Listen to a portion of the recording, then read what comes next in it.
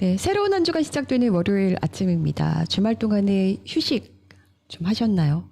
마음도 조금은 무겁게 느껴질 수 있는 그런 월요일인데요. 오늘 아침 따뜻한 차 한 잔, 그리고 뉴스 베이커리에서 이렇게 가볍게 스트레칭 하듯이 뉴스 나누시면서 다시 힘차게 시작을 해보면 좋겠습니다. 6월 8일 뉴스 베이커리 출발합니다.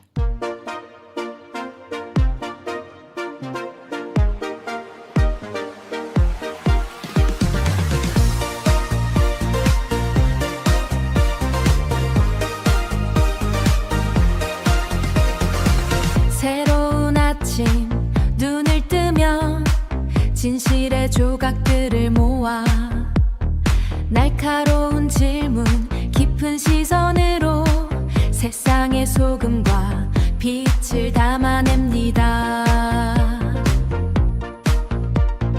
뉴스 베이커리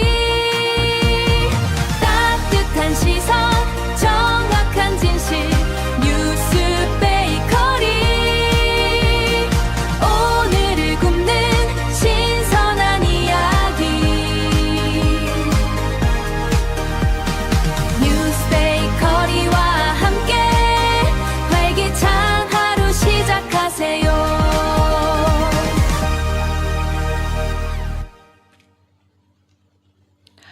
네, 시청자 여러분 안녕하십니까? 주말 잘 쉬셨습니까?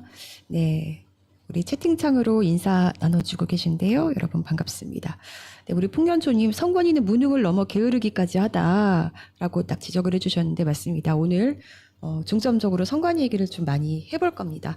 네, 우리 빨리 목감피도 불러볼게요. 목감피. 네, 안녕하세요. 이석 PD입니다. 네. 점점 식전빵 먹다가 배불러질 것 같아요. 너무 감사합니다. 네네네. 네, 열심히 준비해주고 계시는데요. 역시나 우리 목감피도 선관위 얘기 가장 먼저 가지고 오셨네요. 네. 가장 뜨거웠던 주말 내 가장 뜨거웠던 뉴스죠. 네, 일단은 선관위가 밝힌 정확한 사실관계부터 좀 짚고 넘어가려고 하거든요. 네, 슬라이드 보면서 얘기할게요. 숫자와 원인이 명확하게 나왔는데 그 이후에 벌어진 시위 현장의 이면까지 좀 차례로 풀어보려고 합니다. 네. 우선 투표용지가 부족해서 문제가 생겼다는 건데 정확히 몇 곳으로 집계가 됐는지. 네, 전국에 14,288개 투표소 중에서 67곳에 추가 용지가 나갔고요. 이 중 네. 실제로 용지가 부족했던 곳은 50여 곳입니다. 아, 사실 적지 않네요. 예, 서울 송파구가 14곳으로 제일 많았고요. 아예 투표가 잠시 중단됐던 곳도 22곳이나 되고요. 시민들이 당연히 굉장히 좀 한 표를 행사 못하신 분들은 화가 좀 많이 나지 않으셨겠어요. 이게 참정권 침해죠. 그렇죠. 네, 크게 문제가 되는 사안은 맞습니다. 네, 맞죠. 네. 네. 근데 투표용지 도대체 왜 모자랐던 거예요? 이게 이제 선관위가 인쇄 지침을 바꿨기 때문인데요. 원래는 유권자 수만큼 100% 다 찍어야 되잖아요. 네. 근데 사전 투표율이 높아지면서 종이가 너무 남는 거예요. 그래서 본투표 용지를 유권자의 50% 수준으로만 찍은 겁니다. 너무 예측을 좀 잘못한 거군요. 네, 용역을 네. 줬는데 아마 연구가 실패한 게 아닌가 싶기도 하고, 송파구 예를 좀 들어보면 네. 사전 투표율이 23.3%였잖아요. 네. 본투표 용지를 50% 정도 인쇄를 했는데, 그러니까 총 73.3%가 준비가 된 셈이죠. 근데 최종 투표율이 66%였으니까 송파구 전체로 보면 용지가 남아야 맞습니다. 근데 이 동네마다 투표하러 온 사람 수가 달랐던 거예요. 그러니까 어떤 투표소는 남았고 어떤 투표소는 모자랐던 한없이 거죠. 모자랐고 이런 거예요. 그렇죠. 네. 예, 예. 이게 정말 그 공무원들이 그 탁상 위에서 행정을 하는 전형적인 탁상 행정이 불러온 참사가 아닌가 싶거든요. 네, 그렇습니다. 네. 당연히 이제 분노한 시민들이 항의를 하는 거는 당연한 건데 네. 이 시위 현장 사실 주도하는 사람들이 문제예요. 그렇죠. 아이고 진짜. 아니 거기 이제 보면은 극우 인사들이 시위에 전면에 또 나선 거예요. 뭐 여러분 다 아시겠지만 대표적으로 이제 전한길 씨가 등장을 했고, 전 씨가 대형 확성기를 들고 단상에 올라서 이번 선거는 전면 무효다 뭐 이렇게 주장을 한 거죠. 이게 선관위의 실책을 비판하는 선을 넘은 거고, 행정적인 무능을 따지는 걸 넘어서서 부정선거 의혹 같은 극단적인 주장을 프레임으로 옮겨가려고 한 거예요. 그렇죠. 예, 목적이 수수했던 항의 집회가 정치적인 색을 띠기 시작한 거죠. 그러니까 정말 이 선관위가 뭘 잘못했는지를 보는 게 아니라 이거를 자기들이 주장했던 부정선거의 근거로 또 삼으면서 네. 이걸 혼란을 만들고 있는 겁니다. 네네. 저도 이제 그 선거 당일날 네. 이제 좀 늦게 귀가를 하는데 그때 그 자유대학 그 단톡방에서 네. 빨리 뭐 잠실로 가자 뭐 자기들끼리 난리가 났더라고요. 그래서 그쪽으로 그렇죠. 이제 예, 움직이는 예. 것들을 봤는데 네. 여기에 대해서 이제 시민들은 어떻게 좀 보고 있는지 궁금해요. 이제 앞서서 이제 전환기 씨나 이런 사람들이 시위를 주도하려고 했다고 했잖아요. 근데 이번 시위 현장에 참여한 청년 중에 외부 인사가 시위를 주도하는 것을 강하게 거부하는 목소리를 내는 청년들도 있었어요. 아주 단호하게 선을 그었는데요. 그래서 그 당시에 현장 영상이 하나 이제 준비를 해봤거든요. 네, 전환기 씨하고 한 청년이 대화하는 장면인데 함께 보실까요? 네.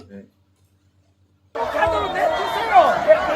아니, 정선분들이 자극하고 내주라고요. 뭐라 하느냐면, 이 사람들 자유하면 상관없어요. 자유롭게도 내주라고요. 아시겠어요? 아니, 아까 왜 이렇게 했는 거 하면.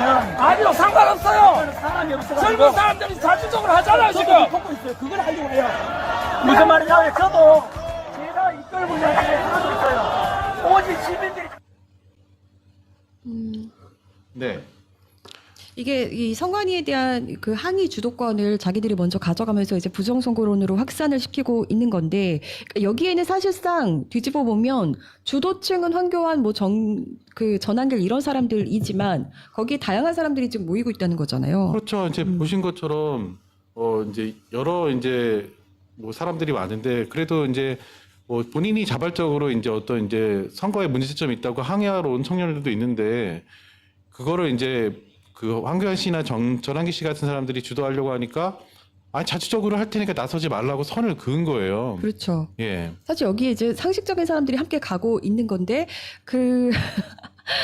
이게 제가 좀 걱정되는 거는 이 선관위에 대한 문제를 제대로 지금 해결하지 않으면 이 극우 세력들이 이것 봐 이러면서 우리 말이 맞잖아 이러면서 또 이렇게 세뇌시키는 작업들을 할 수 있을 것 같거든요. 그렇죠. 네. 네, 그렇게 둬서는 안 될 것 같습니다. 네네. 네. 자, 그 5월 개표소를 중심으로 과격한 시위대들의 움직임도 있었습니다. 평화를 유지하려는 시민들과는 달리 과격한 행동을 보인 거죠. 네. 네. 일부 시위대가 선을 넘었는데요. 송파구 주민들의 개인정보가 담긴 문서를 탈취하는 범죄까지 이게 벌인 무슨 거예요. 일입니까, 세상에. 그러니까 이제 그 투표소에 이제 개인정보들이 있잖아요. 네. 그거를 선관위 직원들이 나간 사이에 침투해가지고 막 뒤져서 막 공개를 한 거예요. 가져가고. 이게 어느 집단에서 한 건가요? 이게 밝혀졌나요? 이게 이제 그 당시에 주도하는 시위대가 전환기 씨나 황교안 씨가 부른 시위대들이고 그들이 한 소행으로 좀 보이고 있거든요. 네. 네. 그러니까 본인들이 지금 선거 민주주의를 방해하고 있으면서 네, 참 그렇죠. 벌 받아야 됩니다. 이런 건 정말. 아니 주민들이 가져가지 말라고 현장에서 소리를 쳤어요. 네. 근데도 증거를 채집한다는 명목으로 개인정보를 탈취한 거잖아요. 그렇죠. 그리고 제가 정말 그 또 보면서 이걸 왜 이런 행동을 하면서 이제 봤던 것 중에 하나가 있는데 황교안 씨가 나 떨어질 거야 조심해 이러면서 뛰어내릴 거라고 제가 그 그랬나요? 영상 준비했는데요. 네, 일단 보고 올까요? 예. 소위 돌격대장 역할을 한 건데 한번 좀 보고 오실게요. 네.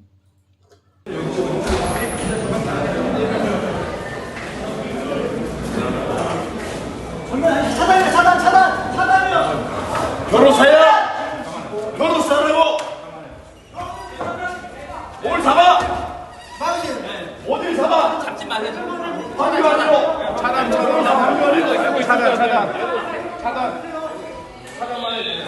자, 이 사람 차단 안 했어? 대한민국의 변호사입니다. 변호사 황교안 무슨 권리로 막아요? 아니 왜 막냐? 누구 제가? 왜 밀게 만들어 이거 봐! 왜 밀게 만들어!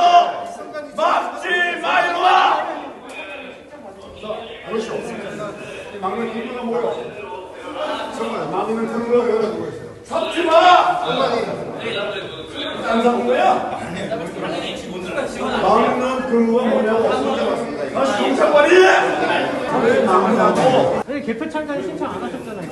개표 참관인을 어떻게 잘하고 있는가를 보려고 온 변호사라고. 변호사신 거 알겠는데 개표소 안에는 저희가 허가된 분 아니면 그 법적 근거 갖고 와봐.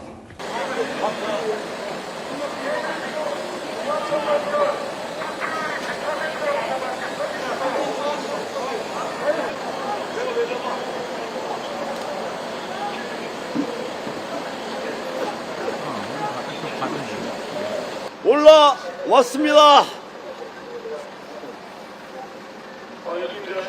자, 경찰관들 다치니까 조심해. 내가 뛰어 내릴 겁니다. 조심해. 아! 야!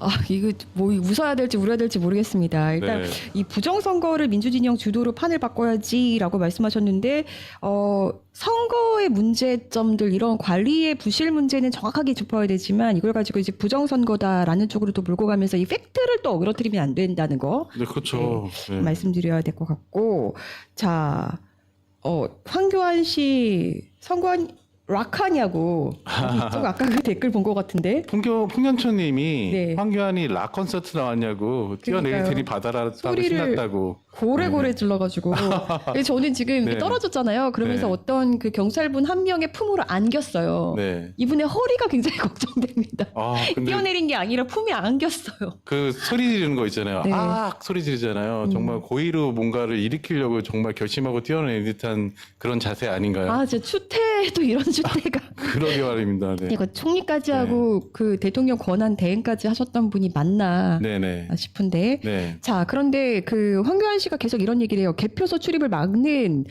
이유가 뭐냐? 법적인 근거를 대라라고 따졌습니다. 아 이거 네. 명확한 법적 근거가 있습니다. 경찰이 아주 적법하고 당연한 조치를 한 건데요. 네. 공직선거법 제 183조를 보면 개표소의 출입 제한이 엄격하게 명시되어 있습니다. 네. 그렇죠. 예, 아무나 들어갈 수 없는 거예요. 개표소가 아무나 들어갈 예. 수 있으면 그게 문제죠. 그 본인이 말하는 그 부정선거 같은 것들이 진짜 일어날 수 있는 거예요. 아무나 네. 들어가면. 거기 네. 투표용지가 수백만 장 있는데 민감한 네. 장소잖아요. 근데 황교안 씨가 들어가면 다른 사람도 그렇지 않겠어요? 나도 감시하러 들어가겠다. 나도 감시하러 들어가겠다 하면은 난리가 나지 않겠어요? 그러니까 제가 거기 네. 있었다면은 이렇게 얘기해주고 싶습니다. 네가 제일 위험해. 이렇게 말해주고 싶습니다. 네네. 그 황교안 씨가 변호사인 건 맞죠. 네. 하지만 사실 그에 앞서서 부정선거론자, 음모론자, 네. 네, 뭐 그렇죠. 네. 그 지금 부정선거 전도사 아니 수식어를 대주려면요 되게 많이 대줄 수 있거든요. 네. 그리고 정식 창반인이 아니라는 거죠. 아, 그렇죠. 그리고 또 이렇게 허가 없이 강제로 들어가려거나 개표를 방해하면요. 공직선거법 위반으로 최대 10년, 징역 10년까지 받을 수 있습니다. 네. 되게 무거운 범죄잖아요. 아, 징역 10년까지 가능하군요. 예. 네. 아니, 정치인이 좀 책임이 있는 뭐 정치인이라고 하면 이렇게 억지를 부리면서 퍼포먼스를 할 게 아니라 오히려 흥분한 시위대한테 본인이 가서 뭐 법적 절차 설명하고 진정시켜야 하는 게 맞는 거 아닌가요? 그렇죠. 네. 그 오히려 법을 잘 아는 양반께서 법적 네. 근거를 대라고 막 이러고 있으니 몰랐던 거 황당한 일입니다. 아예 모르긴 왜 모르겠어요. 그래도 검사 출신이고 물론 뭐 공부를 좀 오랫동안 놓으셔가지고 네. 네네네. 다음 뉴스 보시죠. 네. 네, 댓글에서도 웃음밖에 안 나오네요라고도 말씀하시고 네, 다들 황당하니까 우리가 이거를 근데 웃고 지나갈 만은 아닌 것 같기도 하고 답답합니다. 네, 답답하고 네. 황당합니다. 네. 자, 다음 이슈 볼까요? 재선거 깃발 뉴스 문셈법 두 갈래로 찢어진 범야권이라는 제목으로 가져오셨는데 일단 지난 6월 3일 투표용지가 이제 부족했던 이 사태, 네. 네, 굉장히 심각한 사태인 건데 주말 내내 국민의힘 정치인들이 재선거를 해야 한다면서 엄청나게 거친 말들을 쏟아냈거든요. 네. 이분들 사실 황교안이 뽑힌, 한동훈이 뽑힌 게 너무 싫은 사람들 아닙니까? 그렇죠. 그 얘기를 좀 하려고 하는데요. 그래 보입니다. 네. 사실 이제 국민의힘 주류 세력이 약속이나 한 듯이 투표를 다시 하자 이런 릴레이 발언을 이어가고 있잖아요. 그러니까 이 장동혁 그 윤핵의 세력 입장에서는 우리가 어떻게 당권을 잡았는데 네. 싶은 거죠. 그러니까 이제 사실 이 발언 수위를 좀 보면요. 어떻게 정치적 계산을 하고 있는지 고스란히 좀 드러나는데요. 네. 그래서 이제 의원들마다 주장하는 내용이 조금씩 다르긴 하지만 간략하게 정리를 해보면요. 먼저 장동혁 대표가 제일 강경한데요. 서울시 선거는 이미 오염됐다. 전면 재선거를 실시해야 된다. 그렇게 판을 키웠고요. 정 그러시다면 저는 받고 싶습니다. 저도요. 정 그러시다면 네. 네.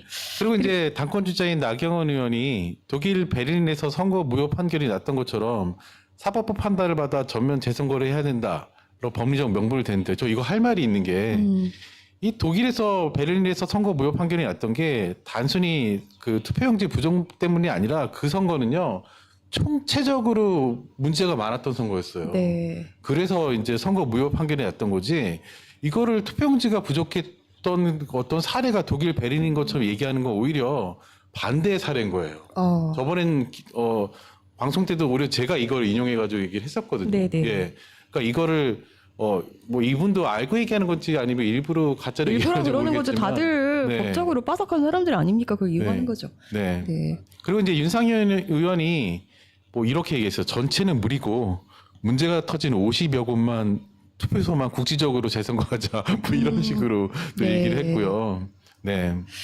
그렇군요. 네네. 자, 그 최고위원들이나 현역 의원들도 장외에서 목소리를 좀 높이고 있더라고요. 네, 국민의힘. 조강한 최고위원이 선관위가 대한민국의 암덩어리가 됐다. 뭐 이렇게 거칠게 몰아붙였고 김은혜 의원은요. 선거 당일부터 즉각 개표 중단하고 재선거 선언하라라고 SNS 리레이를 펼쳤습니다. 그리고 뭐 이진숙 당선인이라고 해야 되나?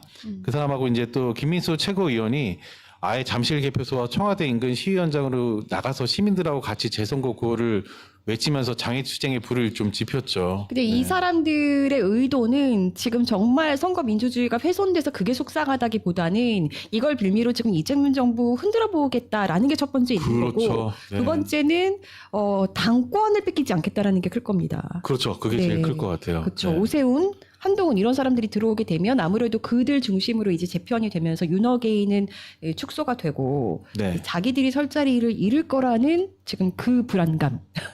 그게 클 당권 거다. 장악을 위해서 다 이용하고 있는 거죠. 그러니까요. 네. 네. 참 여기도 답 없는 동네입니다.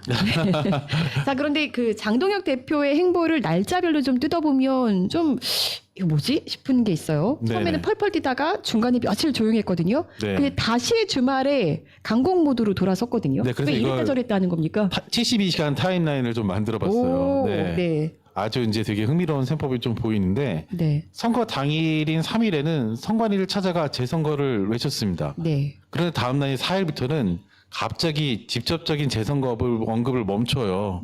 네. 이때가 어떤 때냐면 격전지였던 서울에서 국민의힘 소속 오세훈 시장이 당선이 확정되던 시기예요. 네. 그러니까 자당 후보가 이겼는데 갑자기 선거 무효 외치면 어떻게 되겠어요? 너희가 이긴 것도 다시 선거할 거냐는 모순에 빠지니까 멈칫한 거예요. 그러다가 주말인 7일 장 대표가 갑자기 다시 기자회견을 열고요. 잠실의 함성이 들불처럼 번진다. 재선거는 피할 수 없다. 굉장히 강경 발언을 했습니다. 심지어 사전투표제 폐지라는 극단적인 카드까지 꺼낸 겁니다. 네. 네. 이랬다 저랬다 그 72시간 동안 머리가 굉장히 바쁘게 돌아갔겠네요. 장동혁 굉장히 씨. 빠르게 돌아간 거죠. 네. 이유가 이렇게 주말- 바뀐 이유? 예, 주말 사이에 개표소 앞에 그 전환기 씨가 이게 나왔잖아요. 네. 그리고 극우 유튜버나 강성 지지층 수백 명도 몰려왔고, 그래서 부정선거다, 선거 무효다, 이렇게 세력을 계속 키우니까, 사실 국민의 입장에서는 이번에 지방선거를 사실 패배한 측면도 있잖아요. 지방은 다 내줬잖아요. 그래서 전체적으로 볼 때는 그런데 이제 민주당도 잘한 게 없다라는 거고. 뭐 그렇긴 하지만 이제 어쨌든 뭐 당내 그러니까 내부 민주당도 지금 민주당 그 지도부의 책임론이 불거지지만 장동혁 입장에서도 국민의힘 내부에서 보면 이제 장동혁 물러가라가 당연하거든요. 그렇죠. 네. 사퇴라는 그런 명분이 생기는 거니까. 그러니까 장동혁은 폭망해서라기보다도 지금 한동훈이 됐기 때문에 네. 네. 네, 실질적으로 해서 이제 일단은 그 두 가지 목적이 클 것 같아요. 첫 번째는 자신들을 향한 선거 패배 책임론을 피하려고 하는 거고, 이제 말씀하셨듯이 두 번째는 이제 한동훈 세력을 견제하려고 하는 건데, 이제 이게 뒤에 또 슬라이드에 나옵니다. 네. 이 소요 사태라고요. 소요 사태라는 말 때문에 이제 국민의힘의 어떤 그 세력 간의 대결이 좀 보이는 구조가 좀 터졌습니다. 이게 뭐냐면 이제 단톡판 유출전이 이제 좀 생겼는데 요게 이제 본질을 파헤치는 어떤 핵심 키가 됐는데요. 배현진 의원을 비롯한 친한계 비주류가 있잖아요. 네. 그리고 장동혁 중심의 주류 강경파가 있습니다. 네. 이 당내 미래와 노선을 두고 사활을 건 내전을 벌이는 상황이 고스란히 이제 노출이 됐는데 이게 어디서 노출이 됐냐면 배현진 의원이 단톡방에서 보수 유튜버 주도의 과격 시위를 소요 사태라고 말한 거예요. 그러니까 이제 장동혁 대표의 친위대인 김미애 의원이 뭐라고 했냐면 시민을 매도하지 말라. 시민? 네. 배 의원은 십자파로 공격을 했고 이 대화가 언론에 유출이 된 겁니다. 네. 그러니까 그리고 이제 배현진도 예. 가만히 있을 사람은 아닌데. 그렇죠. 그래서 이제 아예 대화 전문을 다 공개한 거예요. 그러면서 배 의원이 일부 친윤 당권파 의원들이 자신을 공격하기 위해 대화 내용을 악의적으로 편집해 유출했다 이렇게 폭로를 했고요. 지도부의 이제 가슴에 그러면서 비수를 꽂았는데 이 투표용지 사태가 장동혁 지도부의 지방선거 참패를 가리는 지우개가 될 수 없다. 뭐 이렇게까지 얘기하면서 본질을 폭로한 겁니다. 네. 네.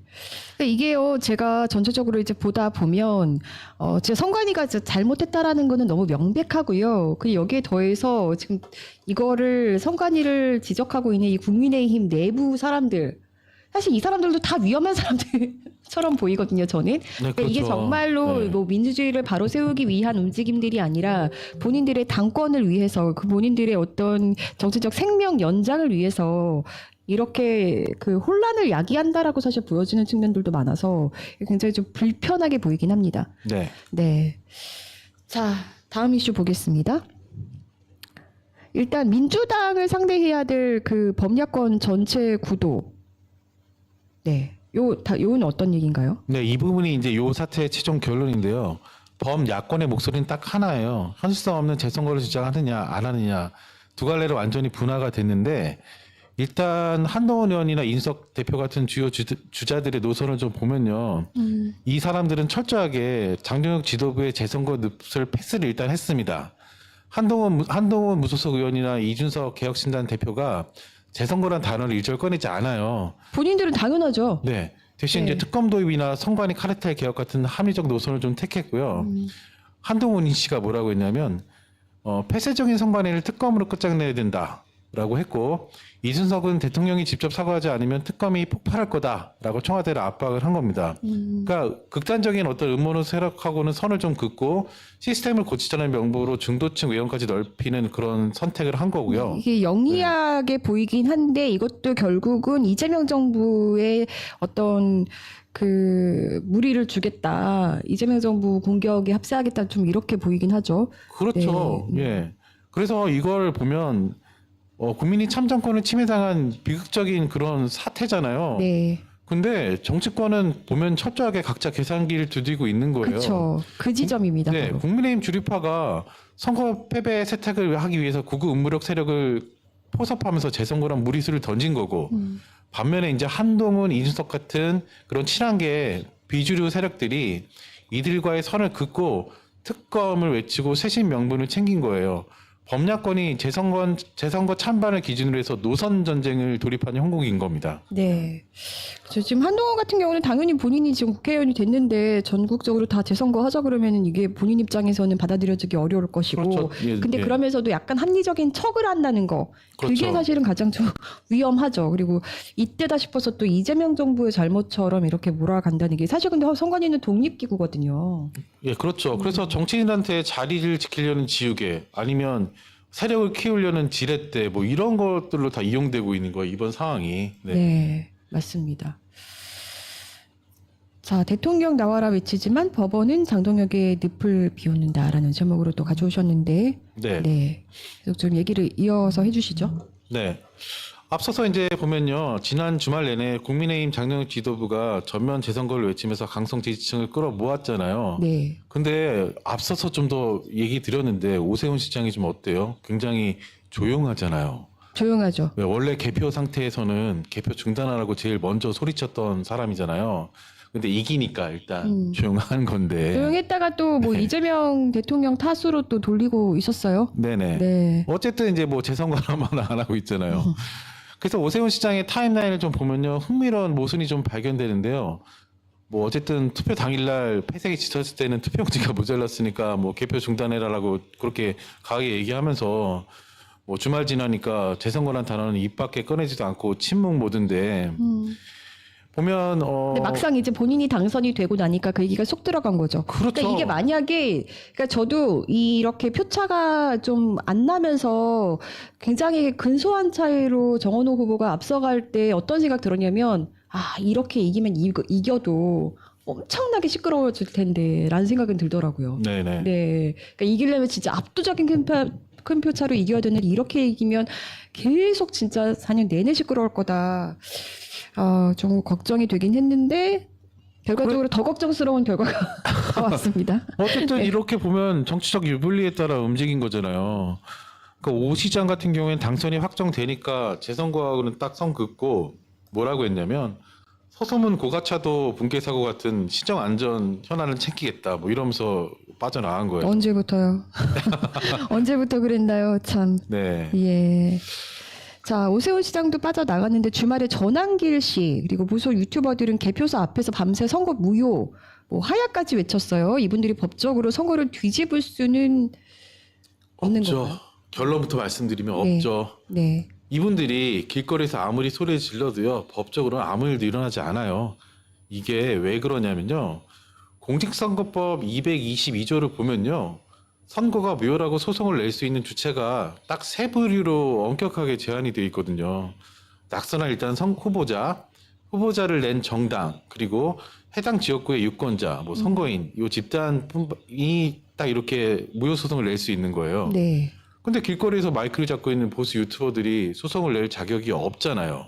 본인이 이 지역구에 있는 그 뭐 참정권을 침해당한 유권자가 아닌 이상은 또 힘든 거군요. 그렇죠. 네. 특히 뭐 법적으로 더 자격이 있는 사람 중에 한 명인 민주당 정원호 후보는 뭐 결과를 겸허히 수용한다고 패배를 인정했잖아요.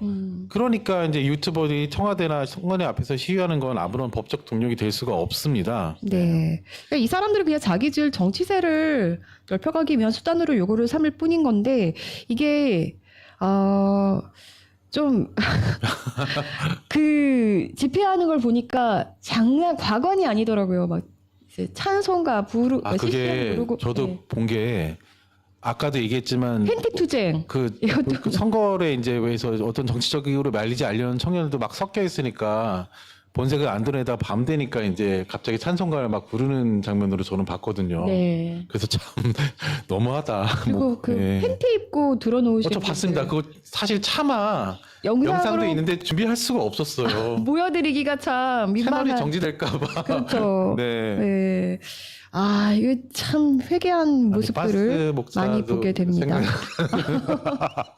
네. 네. 이게 진짜로 선거가 잘못됐다라고 해서 다투고 싶다면 법적으로 우리가 할 수 있는 것들이 뭐가 있나 이런 것도 좀 궁금해지네요. 네, 이게 대통령한테 뭐 요구하면 안 되냐 뭐 이런 얘기도 있는데요. 이게 오해입니다.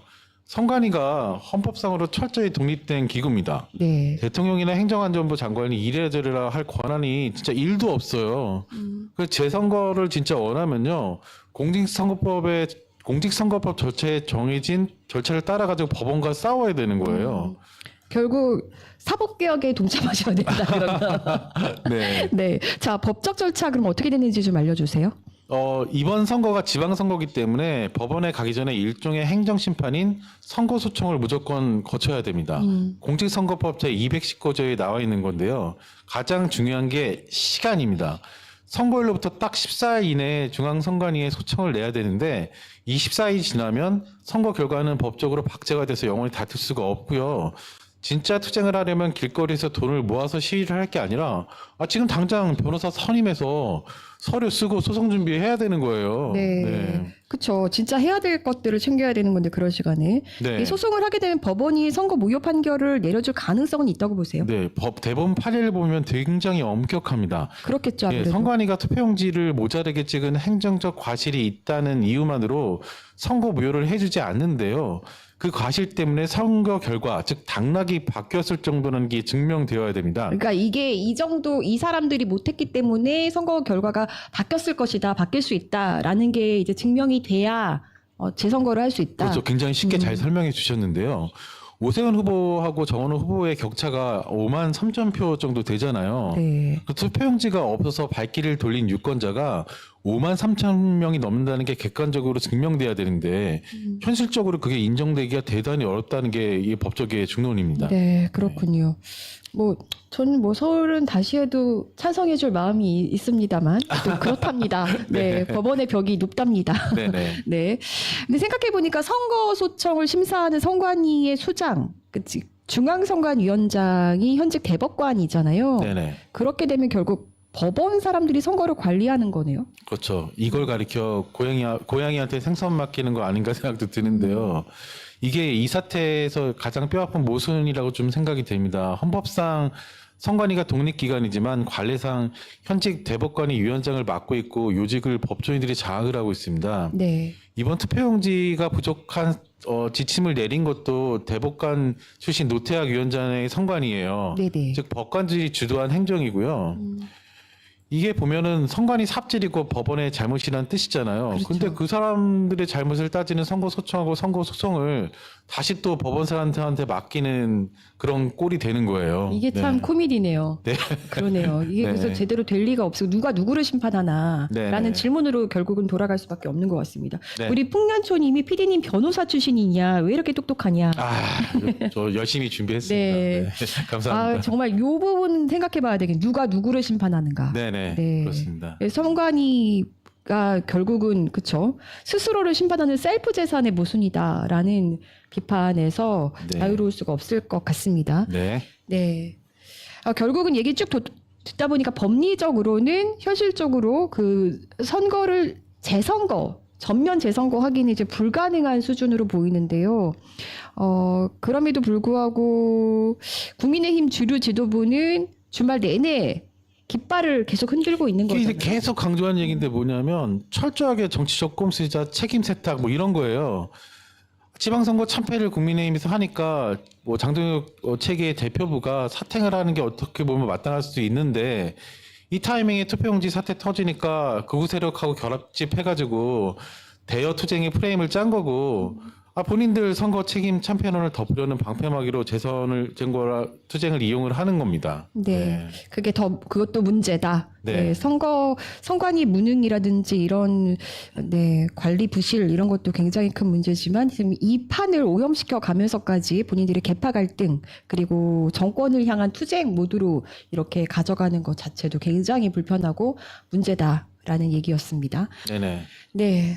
최근 투표용지 부족 사태를 두고 재선거를 요구하는 목소리 이렇게 이어지고 있는데 어쨌든 그 제대로 된 어떤 팩트 위에서 우리가 투쟁을 해야겠다라는 생각이 들고요. 여기에 더해서 지금 청년층에서 뭐 대학가에서 특히 네. 또 움직임이 좀 일고 있다고요. 네. 연세대, 고려대, 한양대, 성균관대, 이화여대, 홍익대 등 주요 대학 총학생들이 잇따라 성명을 발표를 하고 있습니다. 네. 그래서 살펴보면요.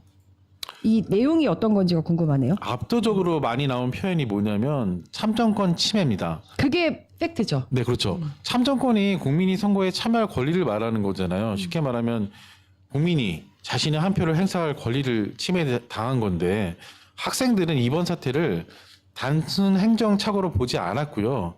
국민의 기본권이 침해된 문제라고 규정을 하고 있어요. 자, 홍익대는요. 민주주의의 근간이 훼손됐다라고 밝혔고요. 전국 총학생 협의회는요. 직무유기라는 표현까지 사용했고 연세대, 이화여대, 성균관대 역시 민주주의와 국민주권, 선거 신뢰 훼손 문제를 강조를 했습니다. 이가 정치인들보다 우리 대학생들이 훨씬 더 똑똑하고 상식적이네요. 그러니까 네. 이게 정말로 문제 본질을 꿰뚫느냐, 이걸 가지고 자기들 정치를 하고 싶은 거냐, 요 차이인 것 같아 보여요. 네. 자, 성명서에서 가장 많이 등장한 게 아까도 말씀하셨다시피 이제 참정권 침해라고 하셨는데, 네. 일단은 그렇다면은 그 청년층에서도 재선거를 주장하는 움직임이 좀 있나요? 그러니까 재선거를 주장하는 청년층들이 있잖아요. 그런 청년들과는요 차이가 있습니다. 요 지금 성명이 올라오는 내용들을 보면 요 내용까지 좀 차이가 있는 거다. 네네. 네. 가장 큰 차이는요 요구 사항인데요. 전한길 씨나 황교안 전 총리를 중심으로 한 일부 재선거 운동을 주장하는 사람들은 선거 무효나 재선거 실시를 주장을 하고 있잖아요. 근데 반면에 대학 총학생의 성명서를 보면요. 재선거 실시 요구는 거의 보이지 않습니다. 네. 대신 공통적으로 요구하는 건 네 가지인데요. 첫 번째는 진상규명, 네. 둘째는 책임자 문책, 네. 셋째는 재발 방지 대책, 넷째는 선거관리 시스템 개선입니다. 네. 그러니까 어쨌든 그 결과보다 과정에 집중하고 정말 문제의 핵심이 무엇인가를 이제 대학생들이 보고 있다라는 얘기입니다. 야, 그렇죠. 네, 대학가의 문제의식이 선거 결과를 뒤집자는 게 아니에요. 왜 이런 일이 발생했는지 철저하게 조사하고 반복되지 않도록 하라는 데 있는 거고, 그래서 현재 공개된 대학 성명서가 재선거 운동이라보다는 선관위 책임론에 가깝다고 볼 수 있습니다. 그렇죠. 그래서 결국은 대학가가 요구하고 있는 건 신뢰를 회복하라라는 어떤 근본적인 얘기를 하고 있다. 네. 그리고 이게 상식이다라는 얘기인 거고요. 지금 안 그래도 지금 혼란한 판을 더 혼란하게 만들고 있는 저 황교안이나 전환기 씨 같은 경우는 빨리 콩밥집으로 좀 보내드립니다. 네. 어떨까? 네, 제 생각입니다. 다음 뉴스 보시죠. 네. 자, 다음 뉴스 보겠습니다. 네. 당선증 잉크도 안 말랐는데 오세훈 발목 잡은 사법 리스크. 네. 네. 오세훈 씨가 사법 리스크가 선거 전부터 있었죠. 그쵸. 네. 네. 당선증 잉크도 안 말랐는데 벌써 이런 얘기가 나오기 있는데요. 그러니까 그 당선하자마자였나요? 그 명태균 씨가 되게 의미심장한 포스팅을 올렸었어요. 네네네. 그 얘기도 이제 할 건데 네. 이제 민들레 보도를 중심으로 좀 살펴보겠습니다. 예. 수사 단계를 넘어가지고 이미 재판이 한창 진행 중인 거예요. 네. 시민언론 민들레 심층 보도에 따르면 상황이 좀 심각한데요. 선거 때문에 5월 한 달간 멈춰있던 오 시장의 정치자금법 위반이 일반 재판이 당장 다가오는 10일부터 6월 10일부터 내일 모레부터네요. 네, 그렇죠. 다시 시작돼요. 심지어 사건이 방금 말씀하셨던 이제 명태균 씨가 SNS에 뭐라고 했냐면 당선은 축하한다. 본인도 잘 알다시피 1심 유죄가 나올 거다라고 공개적으로 찬물을 끼얹은 거죠. 네, 그렇군요. 그렇다면 알고 있는 걸 좀 더 핵심적으로 좀 토론해 주시면 좋겠는데, 자, 구체적으로 지금 오세훈 이제 당선인이죠? 네. 어떤 혐의로 재판을 받고 있는지 좀 설명 좀 자, 부탁드릴게요. 핵심 혐의, 민들레 보도에 따른 핵심 혐의를 좀 보면 지난 2021년 서울시장 보궐선거 당시에 벌어진 여론조사 비용 불법 대납건입니다. 네. 당시 오세훈 후보 캠프 측이요, 명태균 씨에게 여론조사를 의뢰를 했는데 그 비용을 오 시장의 스폰서로 알려진 사업가 김한정 씨가 대신 내줬다는 건데요. 그쵸. 네. 얼마였죠, 그게? 특검팀 조사 결과 명태균 씨가 총 10차례 여론조사를 진행했고 그 대가로 사업가 김 씨가요, 약 3,300만 원을 명시 측에 입금한 사실이 드러났습니다. 네. 특검이 이 행위가 오 시장을 위해 불법으로 선거 자금을 내준, 즉 정치자금법 제45조가 금지한 불법 기구라고 보고 오 시장을 기소한 겁니다. 네. 일단 오 시장 이 혐의 인정하고 있나요? 전면 부인하고 있죠. 명 씨와 만난 적은 있지만 신뢰할 수가 없어서 관계를 끊었다. 그런데 근데 예. 굉장히 많이 만났잖아요. 네. 아무튼 여론조사도 의뢰한 적도 없다고 이제 그렇게 말하고 있는데, 이 사건을 가리켜 오세훈 시장이 뭐라고 했냐면 사기 범죄자 명태균의 거짓말만 믿고 이재명 정권이 벌이는 정치 특검의 오세훈 죽이기라고 이제 얘기하고 있는데요. 이거 너무한가? 그러니까 아니 오히려 지금 그 정원호 후보와의 지금 대결 구도 속에서 본인이 지금 그 정원호 후보 죽이기를 위해서 여러 가지 그 네거티브하는 그 이제 뭐라고 해야 되죠? 선거용 어떤 메시지 같은 거. 네. 이런 거에도 지금 이 여론조사 관련한 여기 세력들 좀 같이 좀 포함돼 있었다라는 기사도 나왔던 거잖아요. 네, 그렇죠. 네. 오히려 요거까지 좀 합쳐져서 지금 수사가 좀 이루어져야 될 것 같네요. 네. 어쨌든 이 재판 결과에 따라서 시장직이 위험해질 수도 있을 것 같긴 합니다. 이게 오 시장 입장에서는 완전 최악의 폭탄이에요. 축구로 치면 레드카드 룰입니다. 쫓겨나는 거잖아요. 네. 재판에서 벌금 100만 원 이상의 형이 확정되면요, 즉시 그냥 시장직에서 쫓겨나 당선 무효가 됩니다. 게다가 이제 향후 5년 동안 모든 선거에 나갈 수도 없고, 이번 이제 승리를 통해서 대선 출마를 오세훈 시장이 꿈꾸고 있었는데 네. 정치 생명이 완전히 끊어지는 거죠. 네. 그러니까요. 그런데 이렇게 또 그래도 당선이 되고 나면 이제 사법부가 조금은 부담감을 갖는 것 같아서 이제 그런 게 좀 걱정이 되긴 하는데, 네. 부디 제대로 된 판결이 좀 나오기를 바라겠습니다. 네네. 네. 전화 인터뷰를 할까요? 아니면 네. 일단은 요거는 사실 저희 메인 브레드에서 준비를 한 건데 그 시간이 조금 많이 흘러서 일단은 요 전화 연결부터 좀 하고 오겠습니다. 일단 저를 좀 비춰주시고요. 네, 저희가 지금 선관위 얘기를 쭉 하고 왔잖아요. 네, 근데 이렇게 선거 때마다 어려움을 겪고 계시는 또 분들이 계세요. 네네, 어떤 분들이냐, 그렇습니다. 좀 네. 이렇게 장애를 가지고 계신 분들. 네. 이분들은 선거 때마다 진짜 어려움들이 굉장히 많으셨는데 이번 선거도 마찬가지였습니다. 아, 네. 그래서 우리 함께 해주셨던 용산역의 어떤 보행 실태 이런 것들에 대한 문제를 지적해 주셨던 우리 이희정 네, 저번에 활동가님. 같이 영상도 한번 봤었죠. 네. 네. 그분께서 또 말씀을 많이 해주셨어요. 그래서 전화를 연결해서 네, 이번 선거에서는 어떤 문제점들이 있었는지를 함께 좀 들어보려고 합니다. 네.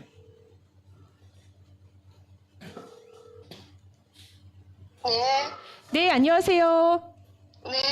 네. 네. 아이고, 또 아침 시간에 이렇게 시간 내주셔서 감사합니다. 네. 네, 우선 우리 시청자분들께 인사 좀 부탁드릴게요. 본인 소개랑. 네. 네.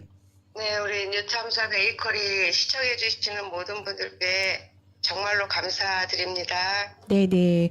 우리 이희정 우리 활동가님이라고 부를게요. 활동가님께서는 이번 6.3 지방선거 때 투표하고 오셨죠?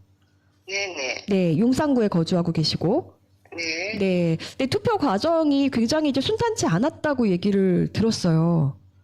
네네. 음, 이번에 본 투표를 저는 했거든요. 네.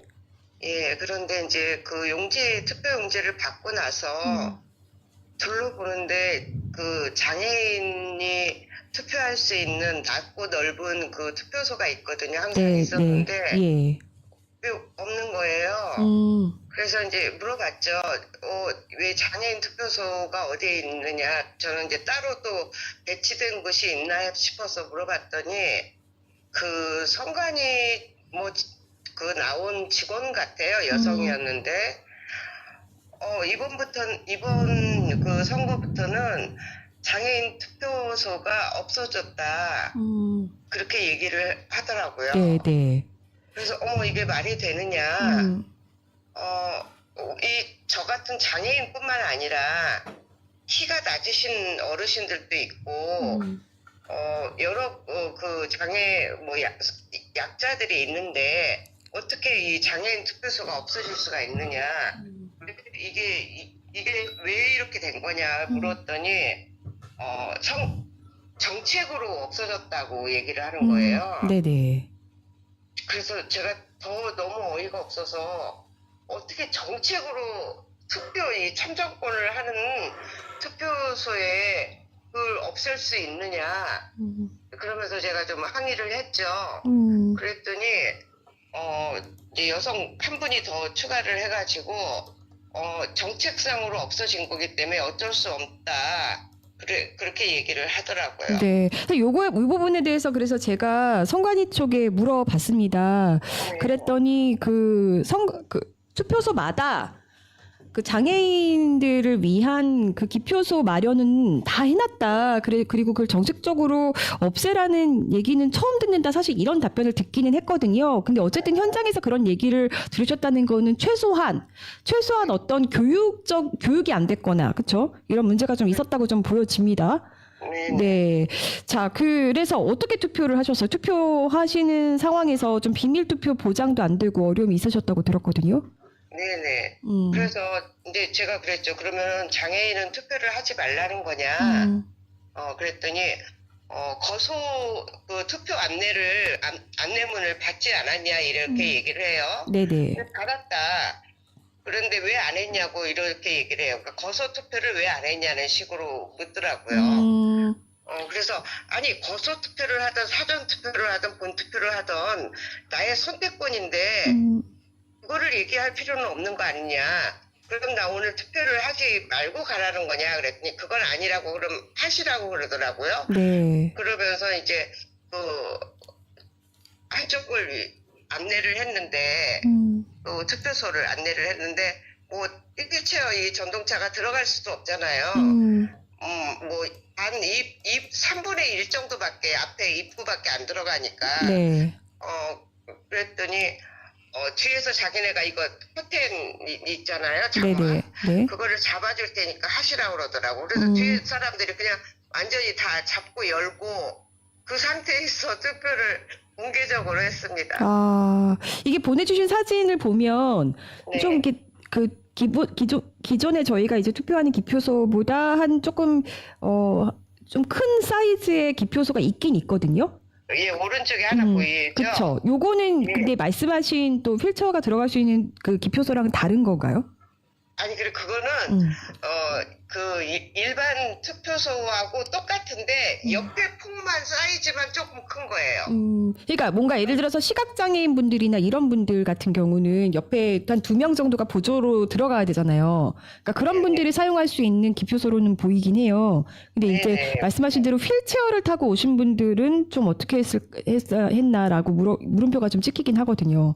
네. 전혀 휠체어는 들어갈 수도 없고, 겨우 투표를 한다고 치면 저같이 그 뒤에 그 직원들이 커튼 그 장막을 잡고 공개적으로 투표할 수밖에 없는 거예요. 이게 참, 지난번, 매년 이렇진 않았다라는 거죠? 그러면 하실 때. 매년 이렇게 안 해. 처음 겪는 거고요. 그래서 네. 제가 주위 지인들에게 바로 연락을 했어요.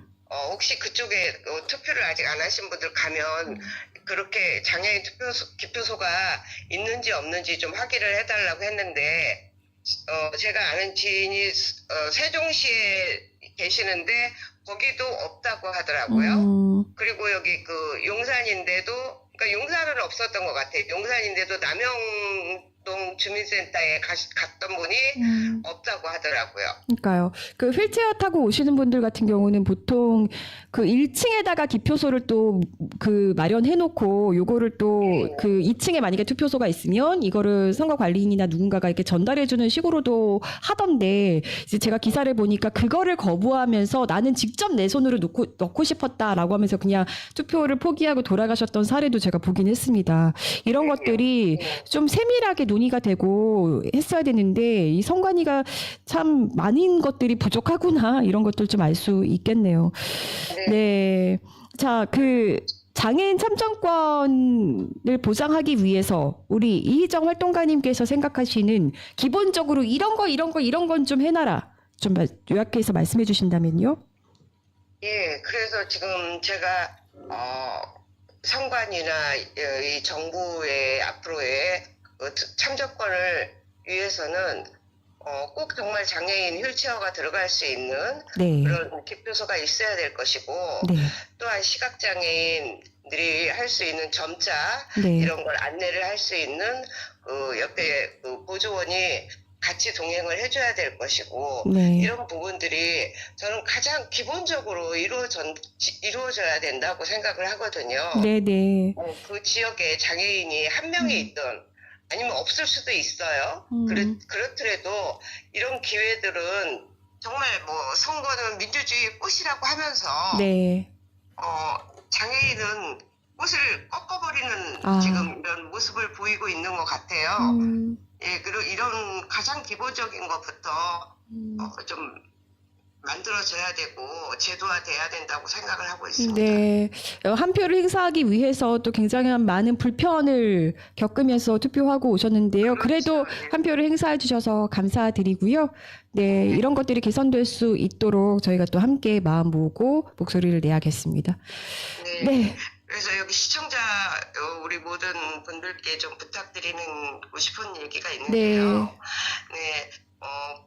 본인이나 가족의 이런 아픔이 없는 분들도 있겠지만은 좀 이렇게 눈에 볼 수 있는 사회의 시각을 좀 넓혀서 이해해주고 배려해주고, 또 이런 기회를 통해서 같은 목소리를 좀 내줄 수 있는 그런 시간이 되었으면 좋겠다고 좀 부탁드리고 싶습니다. 네, 알겠습니다. 오늘 말씀 감사합니다. 네, 감사합니다. 네.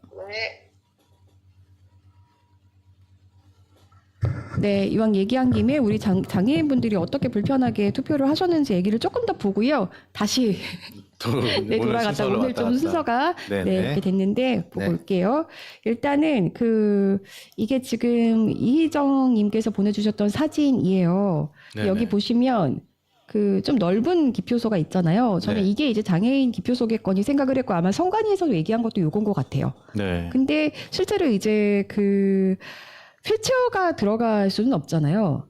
그렇죠. 휠체어 그쵸. 규모가 있으니까. 그러니까요. 네. 이게 그리고 그러면은 성관위에서 조금 제대로 뭔가 정해진 게 없는 게 아닌가 싶기도 했고 네. 그 기사라든지 사례들을 좀 찾아보니까 이런 경우도 있었던 거예요. 제가 아까 인터뷰 중에 말씀드렸던 네. 한 이제 휠체어를 탄 분이 이제 투표를 하러 왔어요.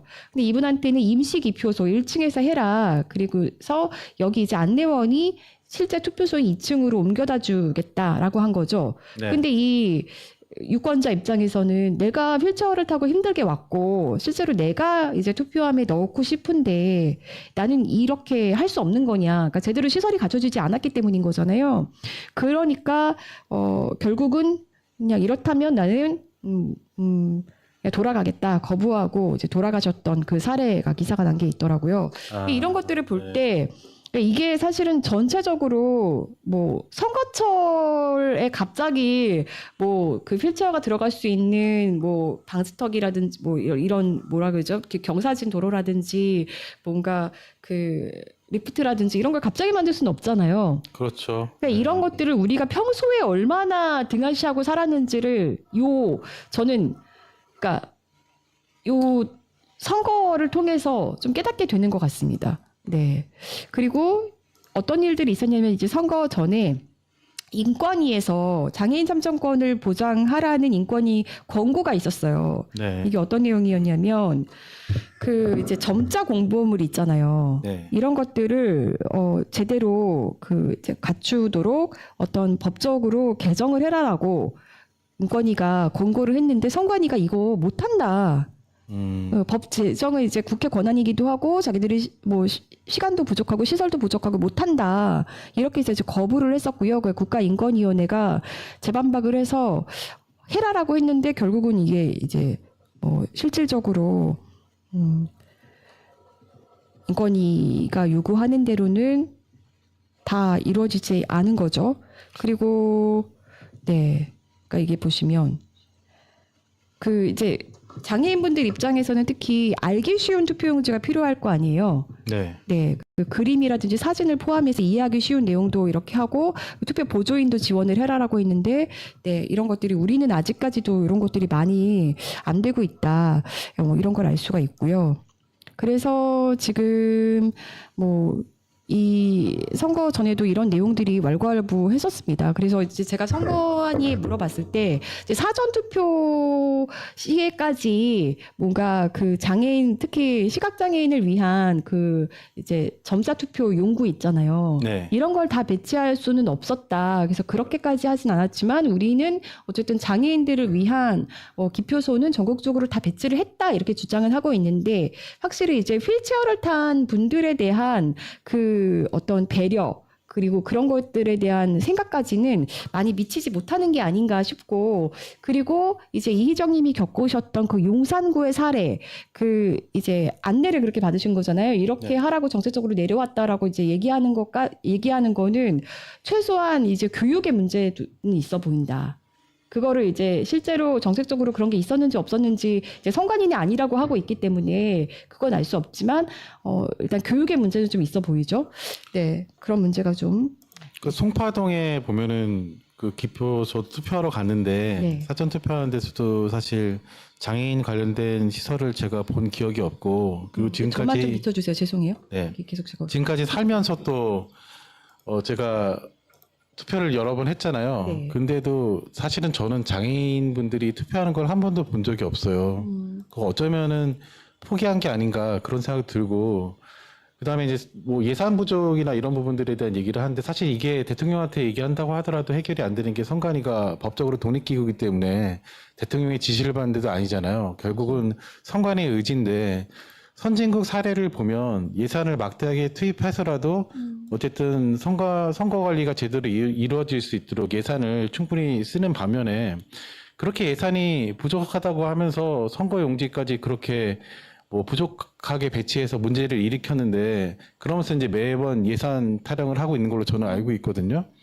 뭐 이런 것들은 예산을 좀 들여서라도 우리가 선진국 대회를 오히려 반열에 들어야 될 조건일 수도 있는데 또 예산을 들여서라도 장애인들의 관련된 참정권들을 보장도 해줘야 되고 앞서서 있었던 투표용지 부족 사태도 해결해야 되고 남을 정도로 예산을 투입해야 된다고 저는 생각을 하고 있거든요. 그렇죠. 네. 네, 왜 이런 데 쓰는 돈을 이렇게 아끼는지 모르겠습니다. 쓸데없는 데 돈 쓰고.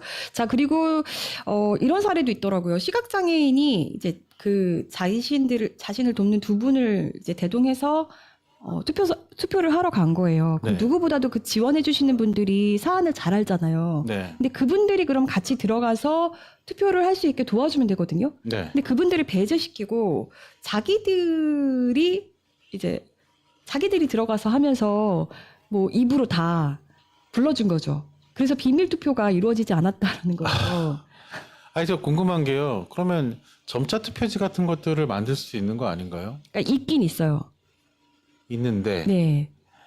왜 활용을 못 하는 건지 모르겠지만 활용을 안 한다는 게 아니라 그거를 이제 뭐 그 사전 선거시까지 그 관외 투표소까지 다 놓기는 어렵다라는 그건 예산 게 좀- 문제잖아요, 결국에. 그렇죠. 뭐 그런 얘기는 들었고요. 네. 이제 점자 투표 같은 경우도 이제 그 장애인분들, 시각 장애인들 같은 경우는 아까도 말씀드렸다시피 옆에 보조인을 이제 대동해서 들어가야 되잖아요. 저 혼자 하기는 어려운 것들이 있으니까 이제 그런 것들이 본인이 이제 자신의 상황을 가장 잘 아는 그 보조인이 있었음에도 불구하고 그런 분들을 배제하고 사실 그런 것들에 대해서 별로 그 사전 지식이라든지 이런 것들을 갖추지 않은 사람들이 같이 들어가면서 비밀 투표 보장도 안 되고 오히려 선관위 싸움이 들어가는 게 더 방해가 되는 상황이네요.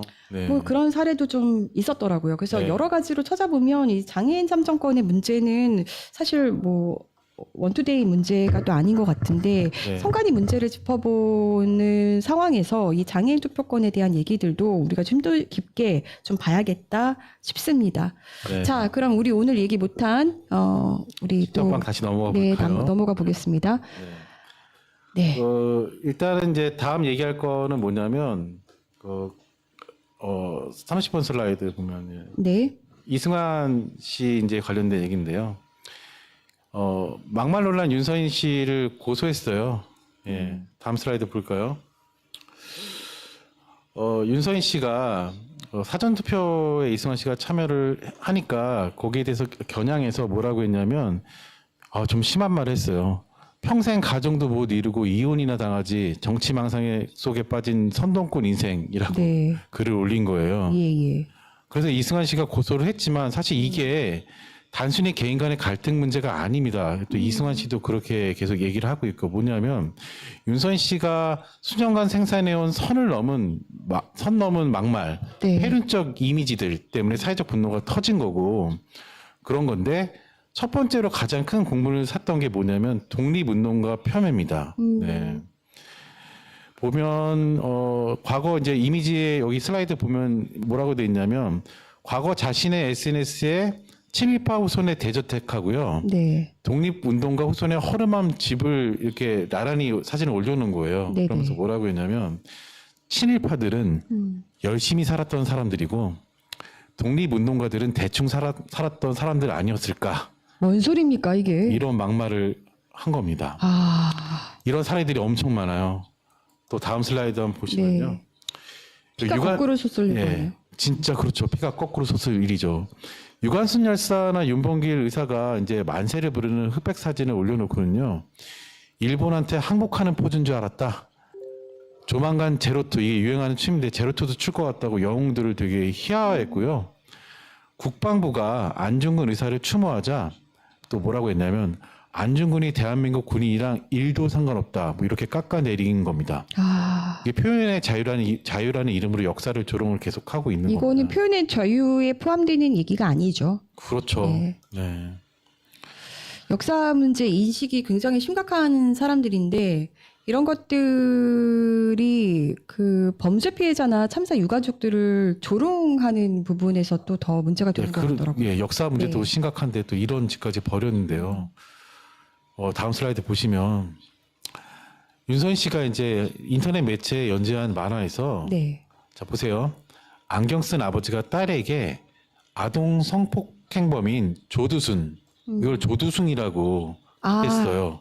일부러 이렇게 바꾼 거예요? 예, 일부러 살짝 바꾼 거죠. 그러면서 집으로 데려와서 인사시키는 그런 끔찍한 장면을 그렸습니다. 네. 그러니까 피해자고요. 가족들에게는 지옥 같은 고통인데 이거를 만화 소재로 쓴 거예요. 네. 아, 진짜 이걸 참아줄 수는 없네요. 이걸. 네. 네. 참사 유가족도 또 건드렸어요. 세월호 참사를 자연재해인 지진에 또 비유를 하면서 이렇게 했는데 보고 있기가 좀 힘드네요, 이건. 예, 지진 네. 피해자들은 조용히 장례를 치르는데 세월호 유가족들은 거리로 나와 행진하고 국가유공자 지정을 요구한다고 노골적으로 비난하는 만화를 그린 겁니다. 네. 그리고 이제 뭐 백남기 농민 유족을 명예훼손한 혐의로도 재판에 넘겨서 징역 1년을 구형받기도 했습니다. 네. 아, 이거 피해자들에 대한 최소한의 공감 능력도 없고 역사 인식도 없고 이런 것들이 근데 이제 만화로 표현되면서 또 우리 청소년들이나 청년들에게 영향을 미칠 수 있다는 게 이제 문제인 것 같거든요. 네. 뿐만 아니라 또 이제 과거 자신의 연재 만화인 조이라이드에서 국내 유명 걸그룹을 묘사하면서 아, 이게 너무 민망한데요. 네. 엎드려 시험을 보거나 떡을 치는 장면을 그려놓고 성적인 농담을 암시했어요. 그래서 아, 성희롱 미쳤다, 논란도 진짜. 예, 자초하고요.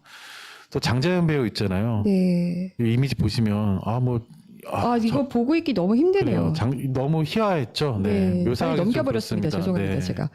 네, 이렇게 문제가 많은데 계속해서 비슷한 행동을 반복할 수 있는 이유, 이거 정말 그냥 내버려 둬야 되는 것인가? 너무 우리가 이런 사람들에게 관대한 게 아닌가 싶거든요. 네.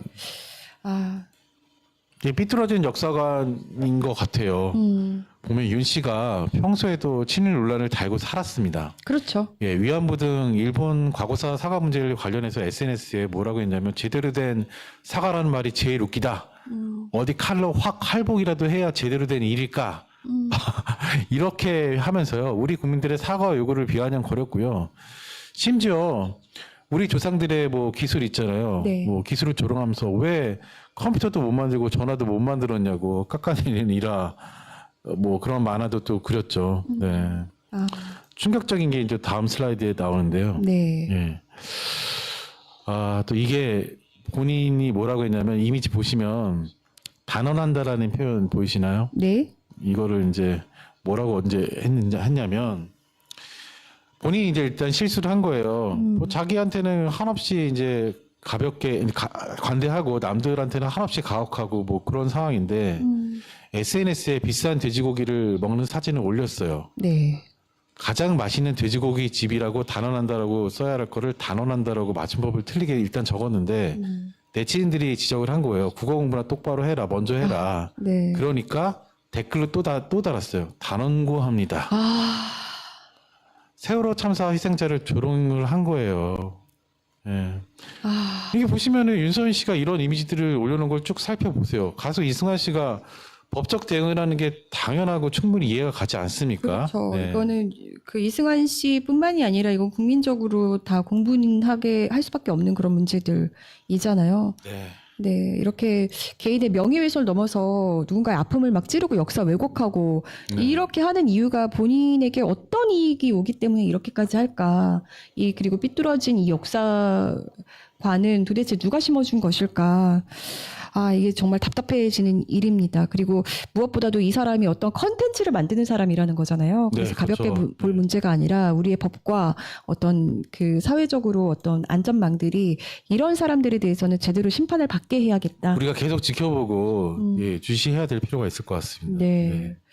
아우 진짜 열받네라고 말씀하셨는데도 좀 아우 진짜 열받습니다. 진짜 보고 있기가 힘드네요. 네. 자 마지막 이슈인가요? 두 가지 이슈를 단신으로 좀 준비해봤는데요. 네. 일단 삼성전자 최대 노조가 18,000명이 탈퇴를 했어요. 그러면서 과반 노조 지위를 상실을 했는데요.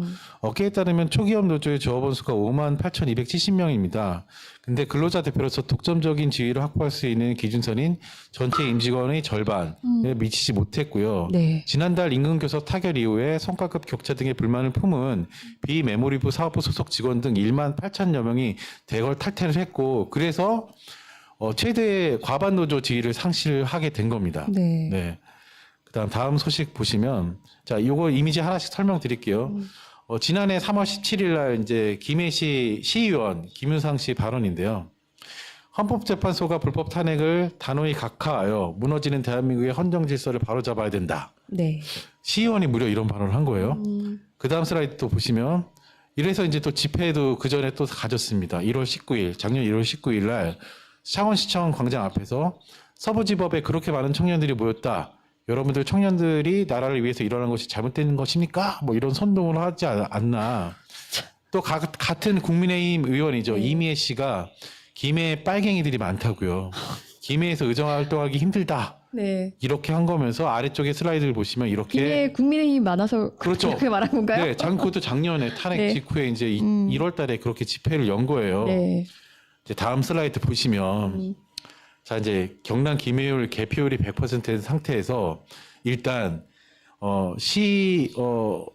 시장이 바뀌었어요.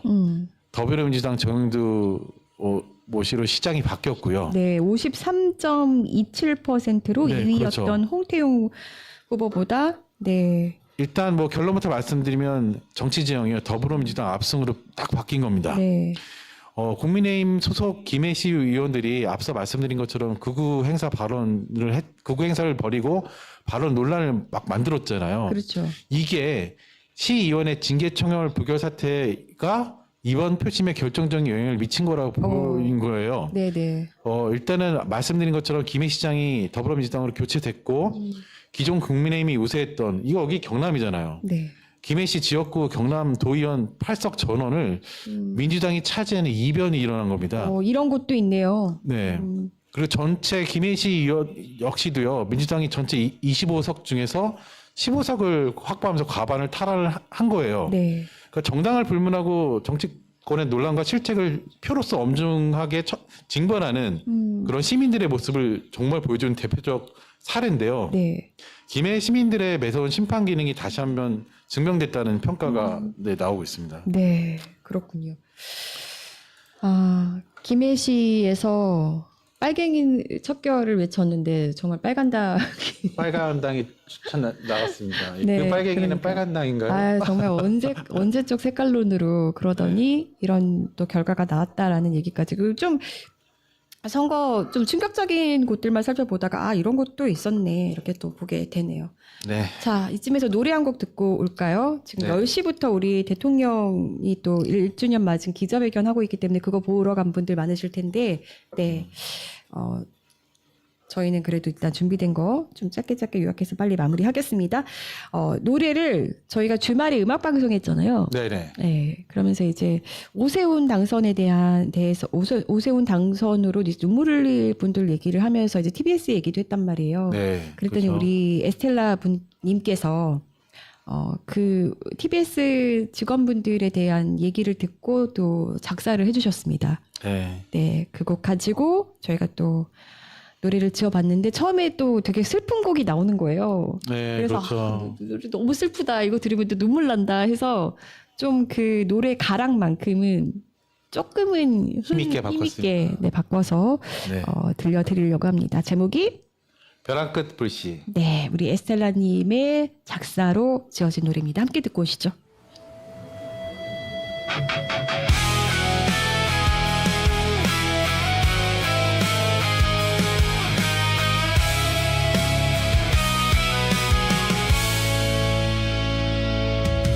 거친 파도가 바위에 부딪혀 포효하듯 울부짖으며 나를 흔든다. 벼랑 끝에 겨우 한 발 걸친 채 조각고 힘없는 난 서 있네. 세상은 자꾸 몰아세워 숨조차 크게 못 쉬게 해. 겨우 딛고선 이 자리마저도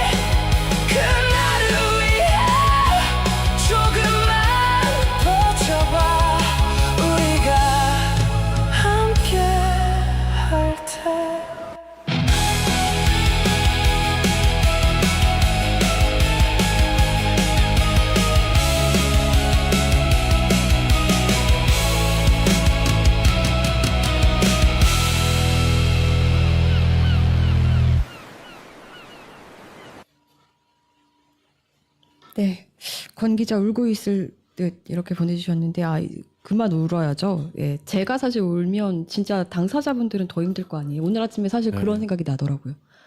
그래서 노래도 좀 힘차게 만들었습니다. 감사합니다. 네. 네. 우리 좋은 노래 또 작사해주신 에스텔라님께 또 감사의 마음 전해드리겠습니다. 네, 얘기 조금 더 이어가 볼게요. 우리 이주석 PD님 마이크 닫지 마시고 같이 네. 해주십시오. 네. 이번에 보니까 선거를 앞두고 휴가 가는 분들이 또 우리 선관위 직원분들이 그렇게 많았다는 거잖아요. 채용은 매년 확대됐는데 6.3 지방선거 전에 휴직자가 176명이었다. 10년 사이에 두 번째로 높은. 너무한 거 아닙니까? 저는 그래서 진짜 너무하는 거 아닌가. 선관위 직원들 이때를 위해서 일하는 건데 이거 아니, 일하기 그러니까 싫다는 진짜 건가? 일할 이렇게 때 좀 근데 그래서 그 휴가 명목 사유를 좀 봤더니 육아휴직이 대체로 또 많은 거예요. 이거 뭐라 할 수가 또 없네요. 자, 보세요. 육아휴직 같은 경우가 지금 124명으로, 그러니까 176명 중에 70.5%를 차지한 건데, 보통 육아휴직은 뭐, 일주일, 2주, 뭐, 이렇게 쓰진 않잖아요. 그렇죠. 뭐, 3년? 이렇게 쓸 수도 있지 않나요? 뭐, 3년까지는 너무 길고, 보통 보통 제가 6개월, 1년 정도. 네, 근데 이제 뭐 법을 좀 찾아봐야겠지만 제가 기억하는 거는 육아휴직이 그렇게 좀 공직 한 번에 이어서 기관에 3년까지는 좀 어려울 거고 현실적으로도 그렇고 그건 어렵고 제가 볼 땐 근데 이게 그런 거죠. 육아휴직이 이렇게 많았다라고 한다면 실제로 이제 그 인원수가 부족할 거라는 거는 이미 그렇죠. 좀 나와 있는 거죠. 예측 갑자기 가능한, 쓰는 휴가가 아니면 예측 네. 가능했다라는 거죠. 그럼 이런 것들도 좀 사전에 뭔가 조치를 취할 수 있지 않았나. 또다시 이제 선관위의 무능, 어떤 대책 없음 이런 걸로 좀 돌아가는 겁니다. 그러니까 아까도 우리 이희정님께서 말씀하시잖아요. 이 휠체어를 타고 온 장애인들은 어떡하라고 이게 기표서가 왜 이러냐라고 물어봤더니 이게 뭐 정책 얘기하고 이상한 소리 했다는 거잖아요. 그러니까 저는 거기에 이제 그 선관 그 투표소에 있던 사람이 할 말이 없으니까 한 말이 아닌가 싶기도 했거든요. 왜냐하면 기본적으로 그 장애인들을 위한 그 기표소에 대한 그 생각이라든지 이런 게 그러니까 현실하고 너무 동떨어져 있고 너무 생각 자체를 아예 좀 못한 게 아닌가. 그러니까 그냥 장애인들 같은 경우는 거소 투표할 수 있으니까 그런 걸로 하면 되지 않나 생각하시는 분들도 있을 것 같은데 네. 근데 또 투표를 막상 하는 사람들에게는 실제로 내가 가서 이렇게 실제로 내가 그 투표함에 용지 들어가는 것까지 보는 거 그게 사실 우리한테 너무 당연한 거잖아요. 당연한 권리죠. 네. 네. 그렇듯이 그분들한테도 그럴 수 있는 거죠. 그래서 제가 이번에 이제 그 선관위에 대한 기사라든지 뭐 그 선관위 답변 이런 것도 쭉 이제 살펴보면서 그냥 한 가지 정말 확실하게 느낀 건 평소에 우리가 정말 배려라든지 정책 이런 게 너무 없었다. 네. 그리고 지금 이 선관위 직원들 같은 경우도 휴가를 쓰는 사람이 이렇게 많은데 대부분이 이제 육아휴직이라는 거면 이거는 사전에 좀 대응할 수 있는 거였다. 아니 보통 학교만 하더라도요. 네. 육아휴직을 선생님들이 쓰면 뭐 기간제 교사를 채용한다든지 해서 절대 그 교육의 질이 떨어지지 않게 하잖아요. 그러면 말씀하신 것처럼 육아휴직이라는 거는 언제든 예측할 수 있는 부분이니까 거기에 맞게끔 인원을 충당하든지 그렇게 했어야 되는데 사실 인원 부족 문제도 어떻게 이제 힘드니까 대응을 못하게 하는 그런 상황들을 만들 수도 있는 거잖아요. 네. 네. 예. 잠깐 저만 좀 비춰주시면 PPT를 좀 옮겨야 돼서. 네.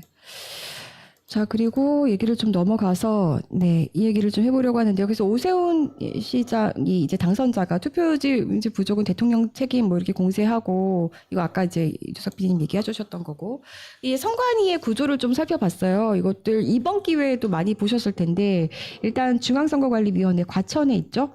네. 그리고 헌법기관으로서의 독립성을 가지고 있는 기구입니다. 그러니까 대통령 때문이라느니 이런 것들이 사실 무리가 있는 발언인 거죠. 네. 시도선거관리위원회, 시군선거관리위원회, 연동선거관리위원회 이렇게 좀 나눠져 있고 구성을 보면 이제 선관위의 구성은 대통령이 3명을 임명하고 국회가 3명을 선출하고 그리고 대법원장이 3명을 지명하도록 되어 있는 거죠. 그런데 이 위원장과 상임위원 같은 경우는 누구에게 권한이 있냐? 대법원장이 지명한 대법원장 네. 네, 대법원장. 네. 네. 네. 이 이제 지명을 하는 것이고, 네. 네, 그렇기 때문에 이제 문제가 되잖아요.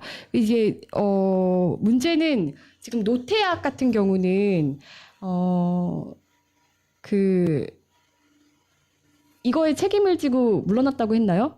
그렇죠. 책임지고 물러나겠다고. 근데 사실은 되게 웃기는 게 뭐였냐면 이미 임기가 끝난 사람이잖아요. 임기가 끝나서 사실은 바뀌었어야 됐는데 네. 이게 갑자기 바뀌게 되면 뭐 이제 그렇잖아요. 중요한 선거 앞두고 좀 제대로 못할 수 있으니까 거기까지 이제 책임져라 한 건데 이딴 식으로 책임 해놓은 거죠. 네, 그렇죠. 이미 임기가 끝난 사람이에요. 네. 그리고 이제 서울시 선거관리위원장이 누구냐가 되게 중요한데 네. 오민석이라는 사람입니다. 네. 네, 서울중앙지방법원장을 겸직했었고요.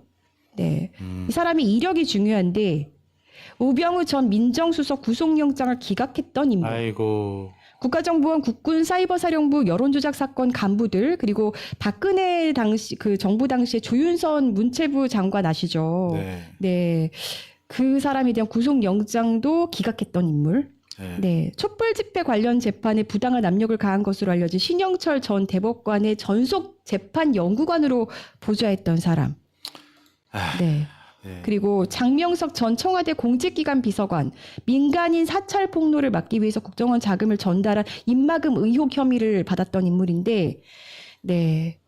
여기에 대해서도 피해자의 지위와 수사 경과로 볼 때 증거인멸 염려가 없다라고 했었고, 최윤수 전 국정원이 됐었던 거거든요. 그런데 가담, 경위나 정도 등을 고려할 때 구속의 필요성을 인정하기 어렵다. 네. 그리고 국정원 댓글부대 간부들, 이명박 정부 시절에 이제 국정원 사이버 외곽팀장에 대한 그 여론조작을 참여하고 증거를 은닉하려고 한 혐의를 받은 전현직 간부들에 대해서도 여기에 대해서도 도주를 할 위험이 없다. 증거인멸을 할 염려가 없다. 이러면서 뭐 증거인멸은 보통 이럴 때 보면 진작에 다 했기 때문에 이런 거냐 뭐 이런 얘기 나왔었는데 뭐 이랬던 인물.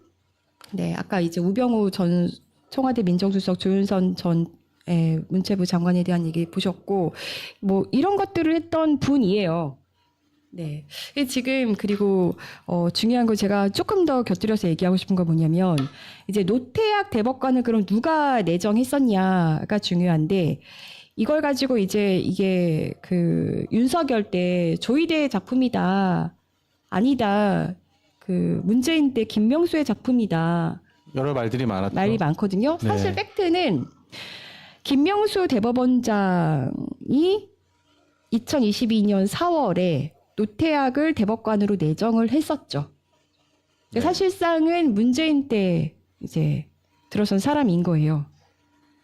근데 이걸 가지고 벌써부터 이제 기사들이나 이제 극우들 부정선거 주장하시는 분들 사이에서 이제 어떤 내용들이 계속 나오냐면 이게 되게 위험해 보이는데요. 그러니까 문재인 정부의 좌편향 인사 득실. 그래서 이런 사태의 원인이 뭔가 좌파에게 있다. 이러면서 그렇게 몰고 가는 거죠. 네. 사실 아까 이주석 PD가 다 짚어주셨지만 선관위는 독립기구이고 네. 이거를 계속 올라가다 보면 차라리 사법 시스템이라든지 어떤 그런 사법 인사 문제와 더 밀접한 연관이 있는 거잖아요. 네. 근데 지금 이런 식으로 계속 이제 이재명 정권을 흔들기 위해서 계속 시동이 걸리고 있다. 그리고 이게 제가 지금 조금은 더 위험하게 보이는 게 뭐냐면 이 당시 노태악 대법관이 내정될 때 이 전임자 역시 좀 여러 가지 비판을 받다가 사퇴를 했었어요. 네. 기억나시죠? 이게 이때 보면 그 전임자 이정희 선관위원장이 2020년 11월에 취임을 했었고 이때 이제 코로나가 한창이었잖아요. 네. 그러니까 코로나 때 코로나19 확진자들에 대한 사전 투표가 좀 뭐 관리가 부실했었다. 그래서 뭔가 이런 것 때문에 계속 문제가 돼서 결국은 사퇴를 했고 그 후임으로 온 게 노태악이었었죠. 근데 이걸 가지고 저희가 왜 황교안 황교안당에 잠입했을 때 네. 황교안 씨가 했던 말이 있었거든요. 계속 그때 제가 황교안 당의 그 반국가 세력 척결위에 잠입을 했을 때 뭘 시켰냐면 그때 보도 보신 분들은 기억하겠지만 자기들이 찍어놓은 반국가 세력을 정해놓고 그 사람들에 대한 고소장 쓰게 하고 예, 그리고 시위를 어떻게 할 것인가 막 이런 것들을 가르쳤단 말이에요. 네. 근데 그때 황교안 씨가 집합 시위 이런 걸 얘기하면서 그때 이제 이정희 그 선관위원장이 물러난 게 자기들의 성과다 이렇게 얘기를 했었거든요. 네. 이거 한번 잠깐 듣고 올게요. 네. 접수해달라고 구두구만 있다고 한다고 접수하라고 접수해달라고 그 접수 안 하면 어떻게 될까요? 글쎄 이게 다 직무유기 범죄가 되는 거예요. 그러면 현행범으로 바로 그냥 체포도 가능한 거 아니에요? 아이 그런 소리 하지 말고 그러니까 이래가지고 우리가 거꾸로 하다 당하는 거예요. 우리 체포 못해요 그럴 때는. 그러니까 거기까지만 가세요. 그러면 이제 제일 이게 무거운 거지. 힘들게 만드는 거지. 그래서 그렇게 우리가 할 수 있고, 그 다음에 이제 여기 압박 시위라는 거 있지 않습니까? 이거는 지금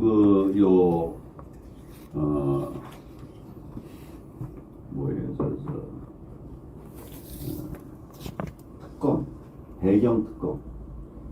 배경 특검에서 이제 이렇게 교회들을 압수수색을 해가지고 우리 그 시민들이 지금 나가서 집회를 하고 있습니다.